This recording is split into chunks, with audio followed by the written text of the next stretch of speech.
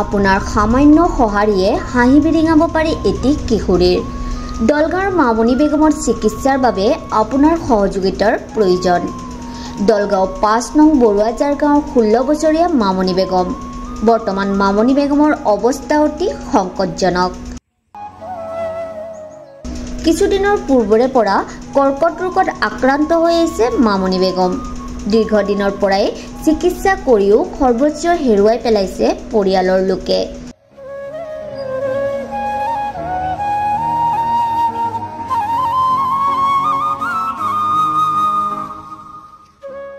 বৰ্তমান গুৱাহাটীস্থিত বি বৰুৱা কৰ্কট চিকিৎসালয়ত চিকিৎসাধীন হৈ আছে মামনি বেগম।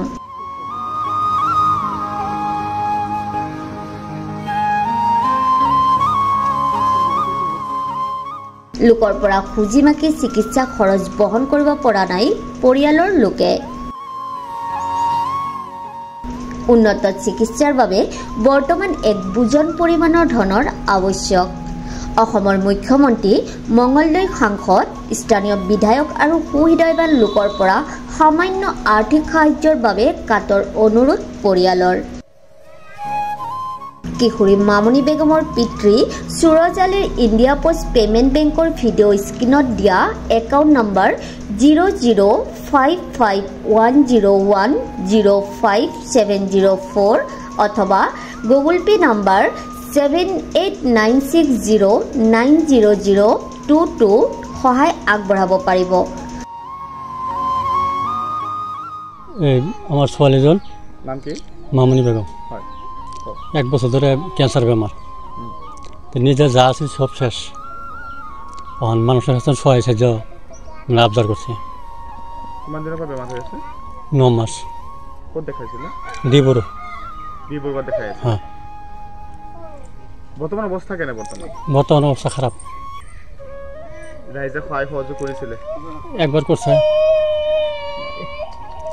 বিধায়কগৰাকী আছে, কি ক'ব? মামনি বেগম। কি হৈছিলে বাৰু? ক্যান্সাৰ বেমাৰ হয়ে আছে। কিমান দিনৰ পৰা? 1 বছৰ। ক'ত দেখাইছে? বিবৰুয়া দেখাইছে। কিমান দিনৰ পৰা দেখাইছে? 1 বছৰ ধৰে দেখাইছে। কি ক'ব ৰাইজে, কি ক'ব? রাইজে আমার পয়সা পাতি নাই, আমি চান্দা কালেকশন করিয়া আছো। করিয়া হারে আমি চিকিৎসা পাতি করেছি, চান্দা কালেকশন বস্তির মাসে না দেয়, আমি কি দিয়ে করি? এক পয়সাও নাই আমার ঘরত খাবারও নাই। আমার বহুত ইয়ে গেছে গা, টাকা পয়সা একটাও নাই।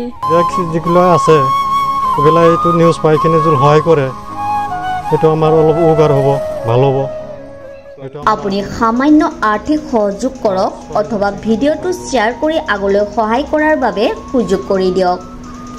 আমি জানো তাৰ দেউতাকে কাম কৰি খায়, পৰিয়ালৰ 5টা-6টা মান আছে, চলবালেগীয়া বৰ অসুবিধা, চলিব নোৱাৰে। আৰু এই ছোৱালীটো বহুত দিনৰ পৰা আমি চাই আছোঁ, বেমাৰত ভুগি আছে। 1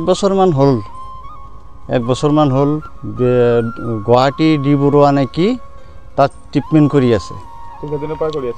বহুত দিনেই হ'ল। কিন্তু বৰ্তমান অৱস্থা এতিয়া পইচাৰ অভাৱত ট্ৰিটমেণ্ট কৰিব পৰা নাই। ৰাইজে সহায় কৰিছিলে? ৰাইজে অলপ সহায় কৰিছিলে, আৰু ৰাইজে ইমান দিবও নোখোজে না।